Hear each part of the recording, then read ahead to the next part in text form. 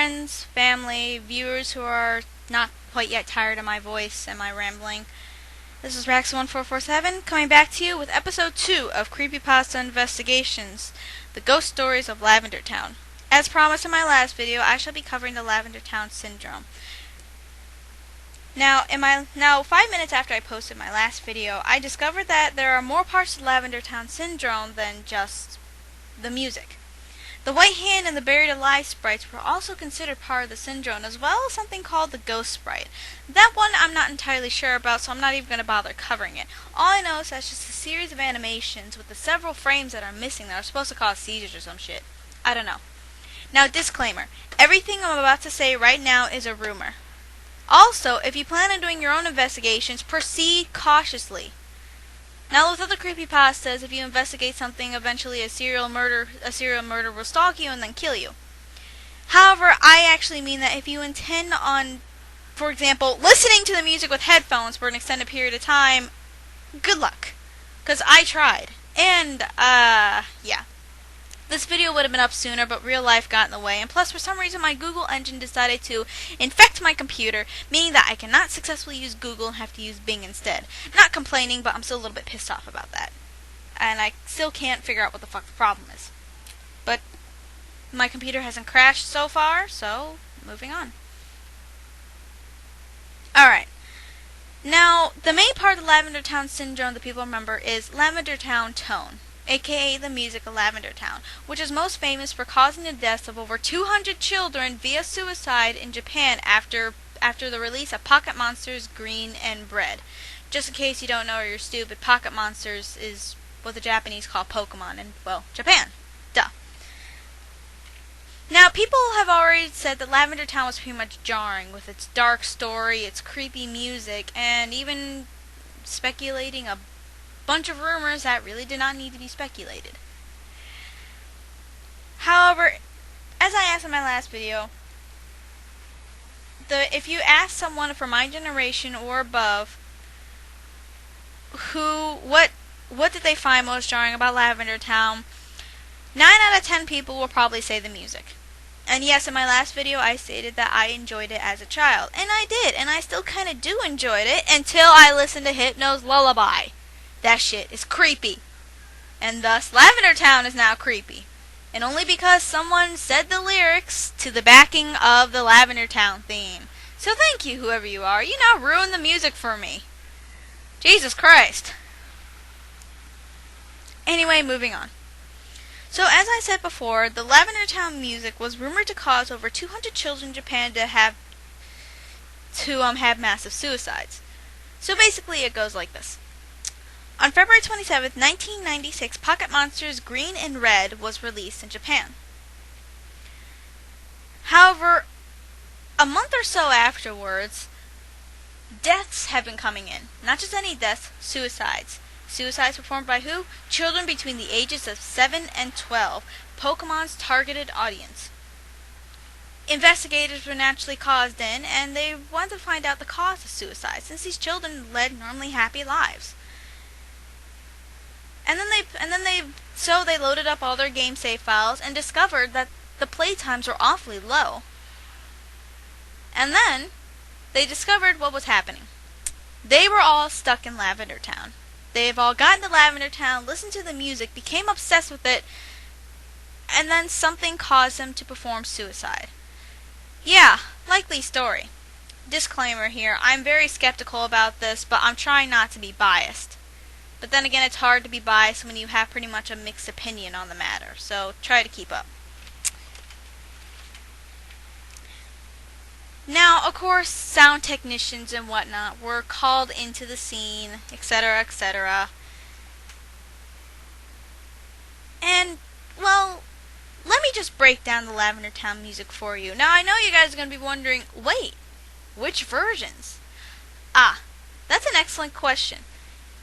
Now, there are actually several versions of Lavender Town, if you don't count the remakes in Fire Red, Leaf Green, or Gold, Silver, Crystal, Heart Gold, Soul Silver. In fact, if I remember correctly, there are about 4, if I remember correctly. Now, hear me out, okay? First you have the version that the Americans got, the red and blue version. Unnerving, yes. Creepy, yes. Made some of us wet their pants at night, while it made other one of us stay up late at night with warm lights aimed at their Game Boy screens, wandering aimlessly in Lavender Town, yes. Then you have Pokemon Red and Green in Japan. Creepy, yes. Suicide prompting, not really. But that was reformed from the other one, which apparently was a supposed version. However, if anything, I think it was the beta version. There are beta versions of the Lavender Town theme intended for Red and Green floating around YouTube. And yes, I took the time to listen to them. Not only is it unnerving, it's just downright scary. Have you ever listened to the beta version of that song? It's downright scary. It really is. And of course, you might be saying, well, it's a beta version. It's not perfect. Well, no, it almost made it into the final copies, and I'm damn glad it didn't. Oh God, even remembering it causes a strain. It's that creepy. It really is. But you know what? I think it would be best for you guys to listen to it yourselves. If you're wearing headphones, please take them off for your own sake.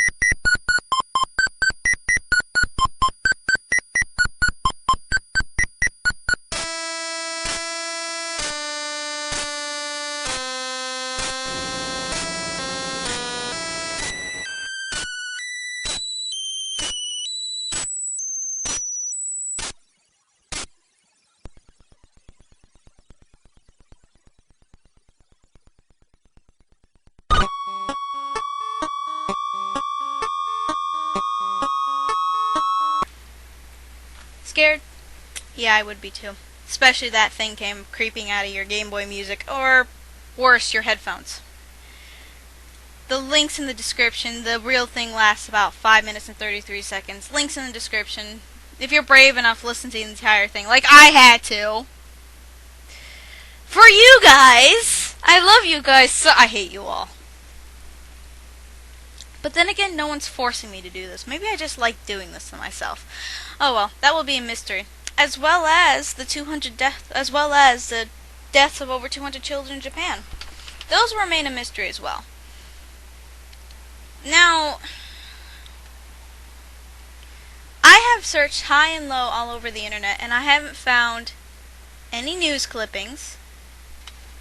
I haven't found any death records. Not a peep of any of these children that were killed.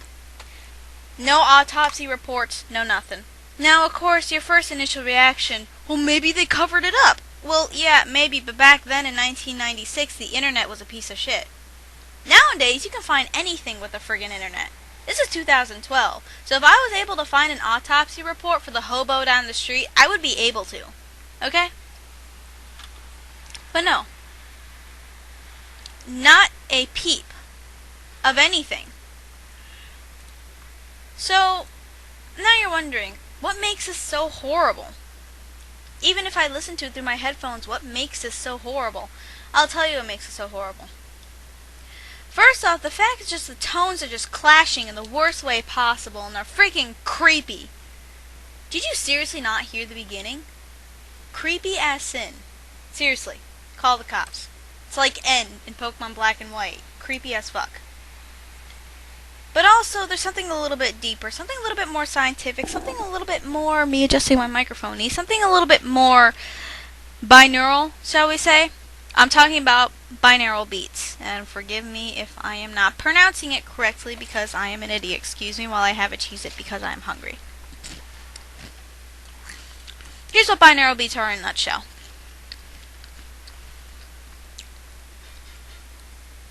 Binaural beats is when you have on a pair of headphones. The headphones bit is very important because you can't do this with regular speakers. It just cannot work. Binaural beats is when you have a pair of headphones and you have a sound wave. However, the sound wave differs between the two headphones. The frequencies differ. For example, in one ear you have 300 Hz, and for example, in another ear you have 310 Hz. Thus, the binaural beat frequency being 10 Hz. Now, of course, science proves that this is supposed to be relaxing, help you quit smoking, increase creativity, which will be a good thing for me, blah, blah, blah, blah, blah, blah, blah, blah, blah. However, if it can do things that are good, it can also do things that are bad. It all depends on the individual person. Because, let's face it, not one medicine works for everybody. I don't see the world as black and white. I just can't. I may act like it, but in all reality, I cannot and will not refuse to see the world in just black and white. Everybody's different. Everything is varied, including these binaural beats. Now, it's probably not just the binaural beats. There is also rumors of a high-pitched frequency that is said to screw with the child's mind. Now, the high-pitched frequency thing is also important, seeing as how these suicides were in children ages ranging from 7 to 12. The time where our ears are developing the most. Our ears stop, in fact, our whole body stopped developing at the age of 21. Now, I'm 17 years old. I can still easily hear these beats, and I probably won't be able to stop anytime soon. Why? I have really good hearing. Let's just leave it at that. Even without the headphones, I can still hear that annoying-ass high-pitched noise. And believe me, I hear that high-pitched noise on a daily basis. Sometimes it randomly pops in my head. Seriously, it's annoying as fuck. That shit pierces through your headphones, too. Ever heard those mosquito ringtones? Yeah, you all know what I'm talking about. I'm sure most of you use them. Annoying as hell. Stop using them. Ugh. But, I digress. So, somehow, the high-pitched frequencies must have caused something negative to happen with the binaural beats, thus causing a negative reaction in our brain. Now, that's probably not the only thing. Some of us might actually like that combination. But when you combine it with creepy music like that, yeah, I'd want to kill myself too. I spent over 3.5 hours, listening to every single version of Lavender Town, most particularly the beta version, and the most I got was excessive migraines. Well, first off, I was getting sick and tired of listening to the song. Second off, I was still a little bit mentally paranoid when I really shouldn't have been. So that's another reason why this video took so long, is because, well, I was getting sick and tired of being paranoid all the time. And right now I'm paranoid thinking that Slenderman's coming to get me. Oh, Jesus Christ, help me. But, moving on.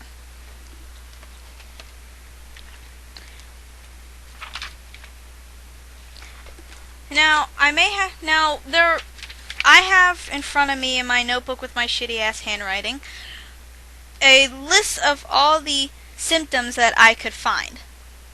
And I'm sorry if I repeat a few, I'm just rambling these off a piece of paper. Alright, you have obstructive sleep, severe migraines, tinnitus, irritability, insomnia, addiction to game, nosebleeds, violent streaks against others and then himself, cluster headaches, irritability, taking mixed painkillers, migraines, sluggish and slow behavior, unresponsive, deafness, and eventually they went missing and were found dead in sometimes the most gruesome ways possible.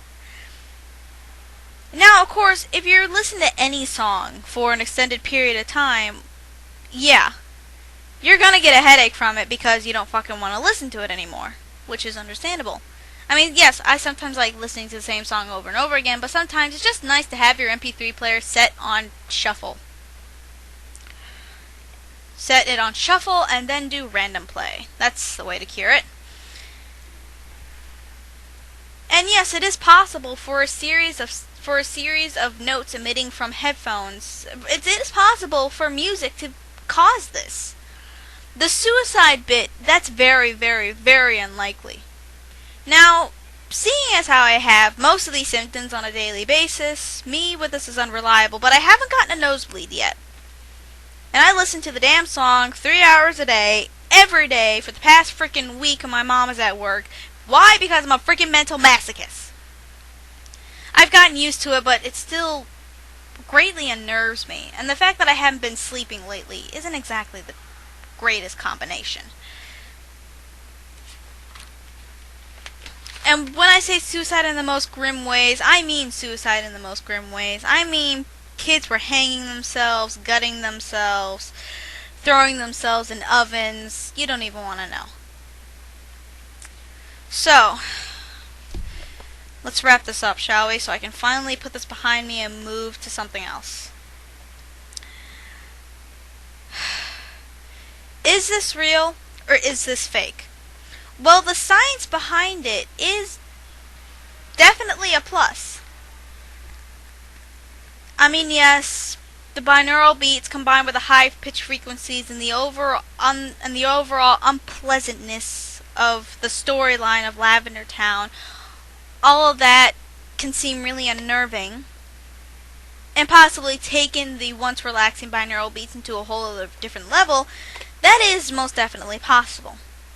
Anything that can be used for good can be used for evil. Anything can be used as a weapon of mass destruction, of minor destruction, of chaos, of whatever. And chaos isn't my job, it's Discord's. However, the 200-something children performing suicide, that bit is shaky. I have found no record online whatsoever about any type of suicides within...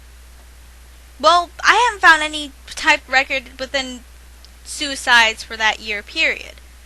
I may not be looking in the right place, but it may simply just not be there. And for the record, Japan is recorded for the country to have the highest rate of suicides per year. So maybe I'm not looking in the right place, but it would certainly be noticeable worldwide if a children's game manufactured by Japan was to cause 200 deaths of children. And if they did cover it up, they did a unnaturally good job.